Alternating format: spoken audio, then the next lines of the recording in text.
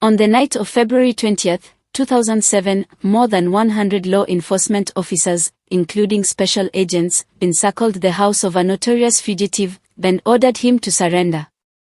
Instead of submitting to the order, Simon Matheri Ikere emerged from his house carrying an AK-47 assault rifle. In response, the police swiftly engaged the thug. He died under a hail of bullets. Additionally, Elias Gathambi Osama, popularly known as M, acting as his bodyguard, was also shot dead. The police recovered the firearm and 26 rounds of ammunition. When ordered to surrender, Matheri hesitated. He had the premonition the police would resort to lethal force rather than arrest him.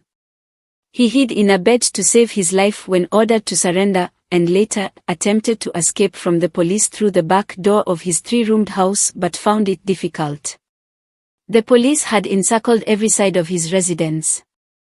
His 7-month pregnant wife, Josephine Wanjiru, begged him to surrender for the sake of her and their 6 children, 3 children belonging to his first wife. She told him if he didn't surrender, the police would burn the house as they'd warned. Heeding his wife's plea, and possibly realizing he had been cornered by police, Matheri and Gathambi submitted to police order to surrender. The two left the house with both of their hands behind their heads. After stepping outside the house, his wife heard the sound of gunshots. A few minutes later, the media arrived. Matheri, termed as Public Enemy No. 1, in a media announcement on February 12, 2007, by the late police commissioner, Hussein Ali, was killed. The locals were joyous at the news of the demise of the thug. Some inched closer to his lifeless body in the mortuary to ascertain his identity. The echoes of joy of the demise of the gangster reverberated to his rural home, Gachi, situated 8 kilometers from the capital, and the surrounding villages. The police claimed that Matheri left the house armed, prompting the police to respond to the threat posed by the thug. Nonetheless, Matheri's wife contended that both Matheri and his accomplice complied with the police order to surrender. A video footage from the media showed Matheri lying dead on one side, his hands positioned behind his back. This suggests Matheri had been restrained with handcuffs. Subsequently, he was shot at close range while in handcuffs. According to a former Kenya Television Network's, KTN's, investigative team, Jicho Pivu, Matheri and M were arrested after obeying the order to surrender. They were questioned for about 30 minutes before a call from a senior officer leading the operation ordered the police to kill the two.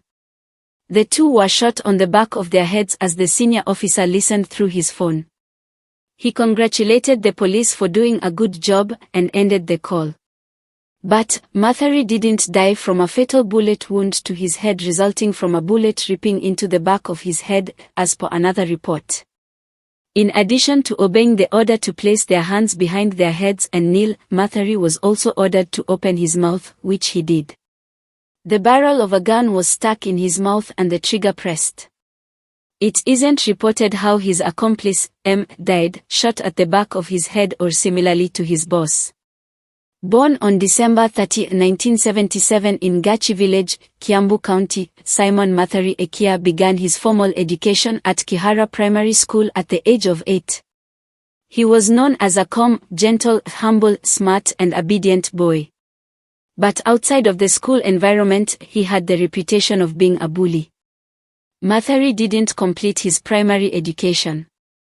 His parents didn't have an inkling why their 6th-born child dropped out of school, in class 6.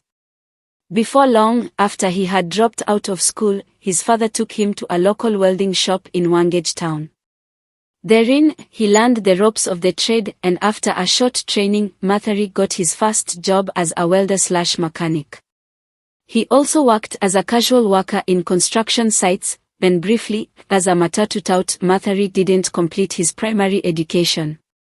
His parents didn't have an inkling why their 6th-born child dropped out of school, in class 6. Before long, after he had dropped out of school, his father took him to a local welding shop in Wangage town. Therein, he learned the ropes of the trade and after a short training, Matheri got his first job as a welder/mechanic. He also worked as a casual worker in construction sites, and briefly, as a matatu tout. In spite of being a calm, gentle and humble boy, Matheri had a short temper.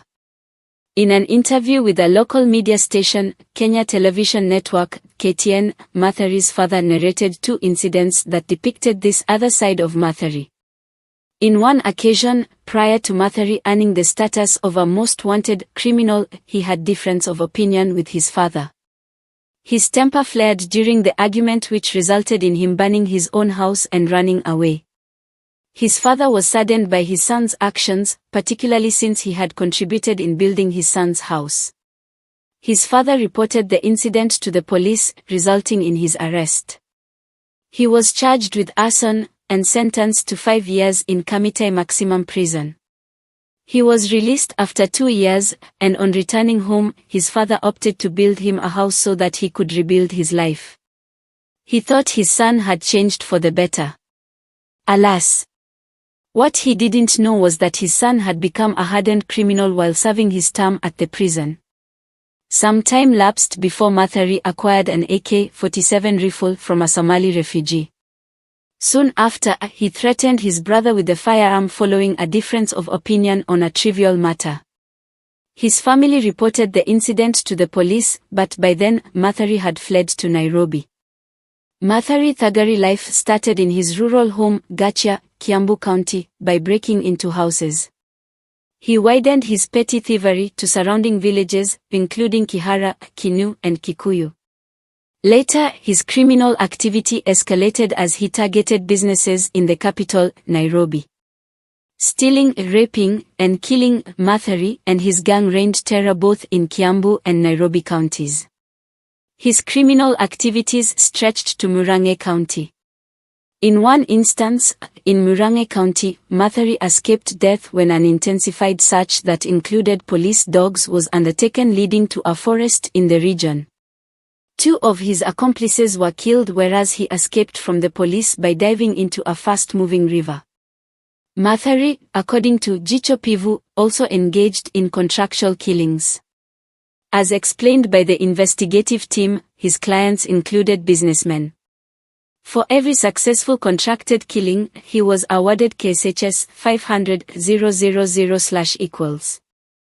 Ironically, some of the businessmen who sought his services as a hitman would later be killed by him after he had received payment from them. Furthermore, it's alleged that Matheri colluded with high-ranking police officials, compensating them after engaging in criminal activities. His success in evading arrest, or being gunned down, is attributed to his cleverness, alertness and tip-off from the police he colluded with. In February 2007, a bounty of KSHS 150,000 was promised to anyone who would give information resulting in his capture, whether alive or dead. He was wanted for being involved in various criminal acts, including at least 11 deaths. Some of the deaths that he was sought for were: with his gang, Matheri attacked a petrol station's shop and ordered his men to shoot everyone therein. 2 people were killed and another 2 severely injured, December 2006. Killing Professor Job Bweo, an international scientist and Kenya's leading HIV researcher during carjacking in Nairobi. His wife and a friend were seriously injured during the attack, February 2007. Killing U.S. missionary Lois Anderson and her daughter Zelda White in Kinu, Nairobi, during a robbery.